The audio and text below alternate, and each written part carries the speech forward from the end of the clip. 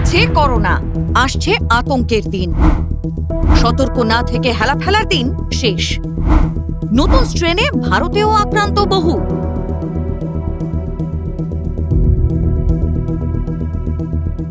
Corona কি মরিয়াছে? প্রায় ৩ বছরের বিভীষিকার পর এই প্রশ্নই মাথাচাড়া দেয় বারবার। কখনো মৃত্যু, আচমকা করোনা ভাইরাসের নতুন নতুন স্ট্রেন ভয় ধরায় বারবার।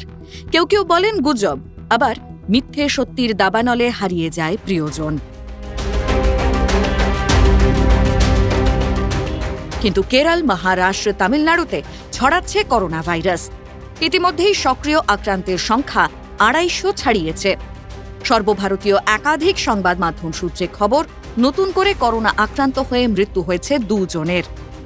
মুম্বাইয়ের এডওয়ার্ড কিং হাসপাতাল থেকে মৃত্যুর খবর এসেছে। কিন্তু বাংলার অবস্থাটা কি? কেন বাড়ছে করোনা? এখন অবধি একটা পজিটিভ আসেনি, কিন্তু আপনি যদি কোভিডের পূর্ববর্তী যে ওয়েভগুলো এসছে দেখেন যে সবসময়ই কর্ণাটক, তামিলনাড়ু, আপনার কেরালা অ্যান্ড মহারাষ্ট্র এই দিয়েই এসছে। তো সেদিক দিয়ে দেখলে এটা যথেষ্ট চিন্তার হতে পারে।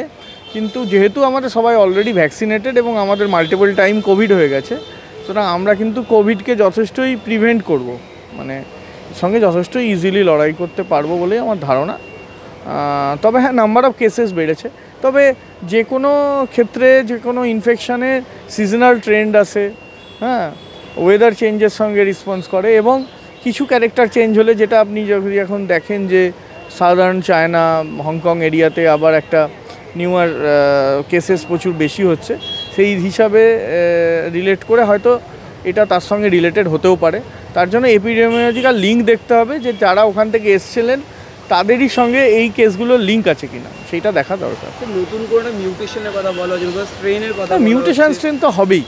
যে কোনো আরএনএ ভাইরাসের তো নিজেকে চেঞ্জ করার অসীম ক্ষমতা আছে এবং এটা তার নেচার। তো মিউটেশন হওয়াটা অস্বাভাবিক কিছু নয়। প্রেজেন্ট যে স্ট্রেনটা এসছে, সেই স্ট্রেনের একটা স্ট্রেন দেখা গেছিলো যাকে JN.1 বলা হচ্ছিল, এবং এই JN.1 থেকেও এখন ইন্ডিয়া তো বোধহয় এই দুটো নিয়েই চিন্তা হচ্ছে। একটা হচ্ছে LF7, একটা N8 1.8, এইসব নাম আছে। এই সংখ্যাগুলো থেকে আসে? এই সংখ্যাগুলো আসে সব অ্যামাইনো অ্যাসিড পজিশনগুলো থেকে। তো এইটাকে নিয়ে কেন, প্রথমত তুমি যেটা বললে যে আমরা যেমন হংকংয়ে দেখেছি, সিঙ্গাপুরে দেখেছি, এখন হংকং সিঙ্গাপুরে এলে ভারতবর্ষে হংকং সিঙ্গাপুরের থেকে নিউমারাস ফ্লাইটস, কানেক্টিভিটি এভরিডে আসতে বাধ্য। তো আমাদের দেশেও দেখা যাচ্ছে।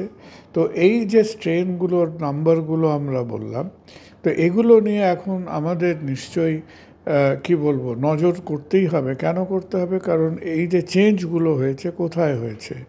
As far as I am aware, এই নতুন স্ট্রেনগুলোর চেঞ্জগুলো স্পাইক প্রোটিনে হয়েছে। আর কোভিডের যে কোনো চেঞ্জ, যে কোনো অল্টারেশন যখন ওই খোঁচা খোঁচা চুলের মতো স্পাইক প্রোটিনে হয়, তখন আমাদের খানিকটা হয়তো অ্যালার্ম বা কনসার্নটা বাড়বে। কেন বাড়বে? কারণ spike protein is the mechanism যেটা দিয়ে আমাদের শরীরে ঢুকে পড়ে। এখনও অবধি আমাদের দক্ষিণ পূর্ব এশিয়া, মানে সিঙ্গাপুর থেকে, হংকং থেকে, ভারতবর্ষ থেকে খুব একটা ডিটেল রিপোর্ট আমি এখনও চোখে পড়েনি, দেখিনি। তো তাদের ইমপ্রেশন হচ্ছে যে ওই অমিক্রনের মতো জ্বর হচ্ছে, ফ্যাটিক হচ্ছে, গলা ধরছে, এই টাইপের জিনিসগুলো হচ্ছে।